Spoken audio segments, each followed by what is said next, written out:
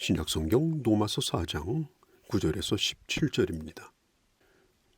4장 6절, 7절, 8절에 보면 사도 바울은 다윗의 시편의 말씀을 인용하면서 일한 것이 없이 하나님께서 의로 여겨주시는 복을 받은 자에 대하여 말하고 있죠. 죄의 가르침을 받고 그리고 죄를 죄로 인정하지 아니하시고 하나님께서 의롭다고 해주신 그 복, 그 복이 오늘 9절에 보면 이 복이 할례자에게냐 무할례자에게냐라고 질문을 던지고 있습니다. 오늘 성경은 말합니다. 아브라함이 하나님으로부터 의롭다함을 얻은 것은 바로 창세기 15장입니다. 그리고 20여 년이 지난 다음에 창세기 17장에 가서 그는 비로소 할례를 받게 됩니다. 그러므로 이 할례란 아브라함이 의롭게 된 조건이 아니라 의롭게 된 후에 도장을 찍어주는 절차와 같은 것이지 할례를 받음으로 그가 의롭게 된 것이 아니라는 사실을 성경은 분명히 말하고 있습니다. 그런데도 유대인들은 자신들이 율법을 가지고 있다거나 할례를 받은 것 때문에 하나님의 택한 백성이 되었다라고 그렇게 주장했습니다. 우리 주님께서 할례자나 무할례자 상관없이 믿음으로 복을 받는 길을 열어주셨음에도 불구하고 초대교회 안에서도 할례자와 무할례자의 차별이 있었습니다. 베드로가 한 번은 이방인 교회를 방문하여 이방 그리스도인과 함께 식사를 나눕니다. 참 은혜로운 자리였습니다. 예수님의 수제자와 식사를 한다는 사실이 그들에게 얼마나 감격스러웠을까요? 그런데 그때 저 유대에서 유대인들이 왔다는 소식을 듣습니다. 식사하던 베드로가 갑자기 식사를 중지하고 아무 소리도 하지 않고 그 자리를 떠나가 버립니다. 이방인들은 당황했습니다. 이게 무엇 때문일까? 왜 이런 일이 생기는 겁니까? 베드로도 어쩔 수 없이 할례를 받은 유대인이었습니다. 이방인과 식사한다는 것이 지식으로는 맞는 건데 그의 무의식 속에서는 아직도 이것이 깊이 뿌리를 내리지 못한 것입니다. 그래서 나중에 이 소식을 들은 사도 바울이 베드로를 책망합니다. 한 사람이 구원을 받고 하나님의 자녀가 되었을지라도 그 사람이 온전한 믿음의 사람, 복음적 사람으로 완전히 뿌리를 내리는 것은 이게 쉽지 않다라는 것입니다. 왜냐하면 인간의 마음속에는 뭔가 내가 잘해서 하나님 앞에 가야 되겠다라고 하는 그런 생각이 있고 또 뭔가 잘했을 때 내가 다른 사람과는 다르다라고 하는 그런 특별한 의식이 있기 때문입니다. 그래서 조금이라도 잘한 게 있으면 하나님의 은혜를 뒤로 밀어버리고 자기의 의를 가지고 나오는 약점이 모든 사람에게 있는 것입니다. 그래서 사람들은 할례를 좋아합니다. 나는 할례 받았다. 나는 너와 다르다. 유대인들이 바로 그런 사람이었습니다. 그러나 아브라함이 의롭다고 여김을 받은 후에 22년이 지나고 나서야 할례를 받았음을 우리는 기억해야 합니다. 아브라함은 이방인이거나 유대인이거나 상관없이 모든 자에게 조상이 되었습니다. 오늘 성경에 보면은 12절에 할례자의 조상이 되었나니 아브라함은 육신적으로 유대인의 조상입니다. 그러나 12절 후반에 보면은 아브라함이 가진 믿음을 가지고 그리고 그 믿음의 발자취를 따라가는 무할례자들도 그들도 바로 아브라함의 자손이라고 그렇게 성경은 말하고 있는 것입니다. 진정한 아브라함의 후손이 누구냐? 아브라함의 믿음을 가진 자입니다. 만일 아브라함이 율법을 행해서 의롭다고 한다면 믿음이 헛되고 말 것입니다. 그게 무슨 의미가 있겠습니까? 믿는 자에게 약속을 지켜주신다라고 하는 그 약속은 무용지물이 되어버리고 결국은 자기 공로가 증거가 되어집니다.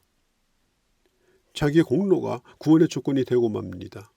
여러분 기억하십시오. 15절에 율법이라고 하는 것은 진노를 이루게 하나니 율법이 없는 곳에는 범법도 없다고 했습니다. 율법은 죄를 죄 되게 하기 위해서 존재하는 겁니다. 어떤 사람이 잘못을 했습니다. 나라의 법을 뒤져보니 그것이 잘못이라는 조항이 없습니다.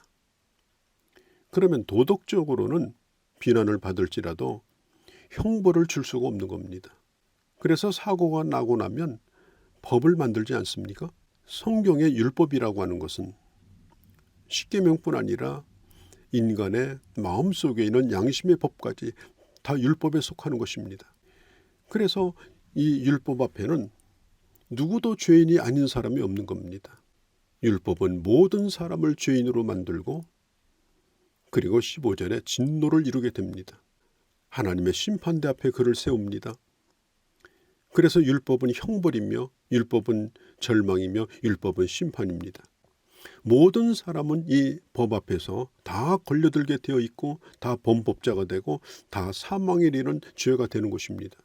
인간이 의롭게 되는 것이 믿음과 율법을 50대 50으로 섞어서 100을 만드는 그런 결과가 아니죠. 하나님 앞에서 인정받는 의라는 것은 뭐냐? 하나님의 나라를 상속받는 의라는 건 뭐냐?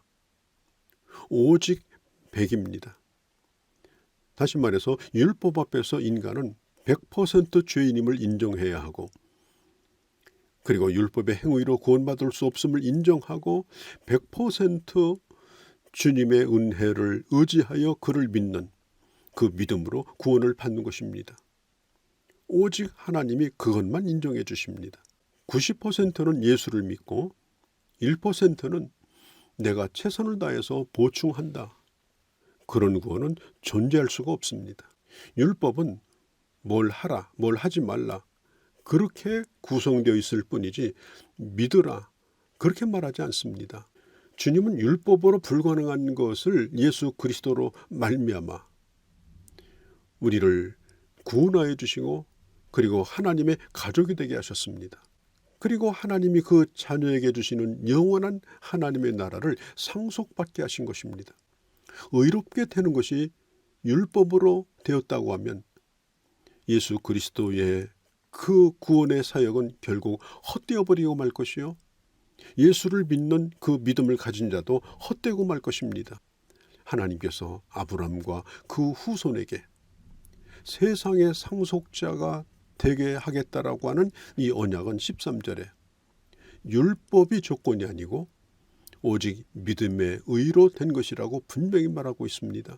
상속자가 되는 것은 상속자가 되려고 노력해서 되는 것이 아닙니다. 상속자의 아들이 되어야 하는 것입니다. 집에서 일을 하는 종이나 모습은 아무리 성실하게 일하고 아무리 노력을 한다 할지라도 그는 그 품삯을 받으면 끝나는 겁니다. 주인은 그에게 어떤 의무도 가지지 않습니다. 그를 책임지지 않습니다. 싹을 받으면 끝나는 겁니다. 그런데 그 집에 있는 주인의 아들은 한 번만 잘해도 내 아들 잘했다고 두 번 잘해도 큰 상을 줍니다. 다 잘한 것도 아닙니다. 집에서 일하는 모습에 비하면 일하는 것은 그야말로 아무것도 아닙니다.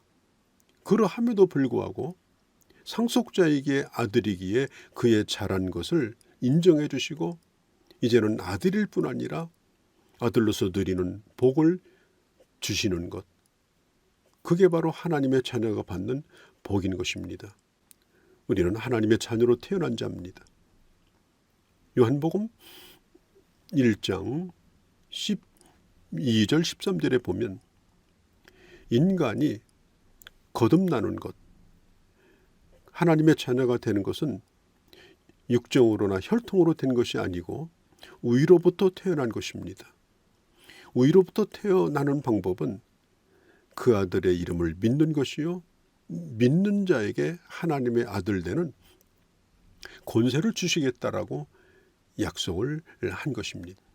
율법을 통해서 하나님의 백성이 될 수 없는 이유는 뭡니까? 하나님의 율법을 모두 다 지킬 수 없기 때문입니다. 그렇기 때문에 율법이 있는 곳에는 하나님의 진노가 따라옵니다. 율법이 없었다면 죄가 되지 않을 것입니다. 아브라함은 율법이 아니라 하나님의 은혜를 통해서 믿음으로 상속자가 된 것입니다. 아브라함은 우리 모든 사람의 조상이라고 말하고 있습니다. 하나님의 은혜를 받기 위해서 우리의 공로나 행위를 드리려고 하면 결국 돌아오는 것은 하나님의 진노입니다. 이제는 내가 뭘 함으로 하나님의 나라를 상속받으려고 하지 말고 하나님의 은혜를 힘입어 믿음으로 살아가는 그런 주의 자녀가 되어야 할 것입니다. 16절은 이렇게 말합니다. 믿음으로 되나니. 상속자가 되는 것은 오직 하나님의 은혜로 되어집니다. 믿음으로 되어집니다. 인간의 행위가 아닙니다. 그리고 하나님께서는 그 약속을 지켜주십니다. 요한복음 12장 17절에 보면 율법은 모세로 말미암아 주신 것이요 은혜와 진리는 예수 그리스도로 말미암아 온 것이라고 했죠. 또 로마서 11장 6절에 보면 만일 은혜로 된 것이라면 행위로 말미암지 않음이니 그렇지 않으면 은혜가 은혜되지 못한다고 했습니다. 믿음 외에 그 어떤 것을 끌어들인다면 그것은 하나님의 은혜를 완전히 깎아내리는 것입니다. 만일 구원이 율법으로 되는 것이라면 율법 아래 있는 자에게만 구원이 될 것입니다. 그런데 그 율법 아래 있는 자들은 다 죄인으로 당연히 지켰기 때문에 단 한 사람도 구원받을 소망이 전혀 없는 것입니다. 자, 17절 말씀을 봅니다. 아브라함이 99살이요 사라는 90세입니다. 아기를 낳지 못한 부부였습니다. 아직 이삭이 태어나지 않았으나 하나님께서는 아브라함은 이미 모든 후손들의 아비라고 주님이 미리 말씀하셨습니다. 그리고 그의 후손으로 말미암아 예수 그리스도가 오실 것을 정하여 주셨습니다. 하나님은 죽은 자를 살리시며 없는 것을 있는 것처럼 부르신다고 했습니다. 자, 이건 뭘 가르칩니까? 죽은 자를 살리시며 없는 것을 있는 것처럼 부르신다. 이것은 하나님의 전능하심을 의미합니다. 하나님의 주권을 의미합니다. 전능하신 하나님 한 분 외에는 성도의 구원을 끝까지 보증할 자가 없다는 것입니다. 모든 구원의 시작, 그리고 구원의 과정, 그리고 구원의 모든 결과, 그 어떤 것도 하나님 외에 누가 개입하거나 변경시키거나 무효화시키거나 좌절시킬 수가 없습니다. 왜냐하면 하나님은 죽은 자를 살리며 없는 것을 있는 것처럼 만드시는 분이기 때문에 죄인된 나를 넉넉히 예수 그리스도 안에서 끝까지 하나님의 자녀로 보증하여 주시는 것입니다. 하나님은 자기가 계획하시고 목적하신 바를 결단코 이루십니다.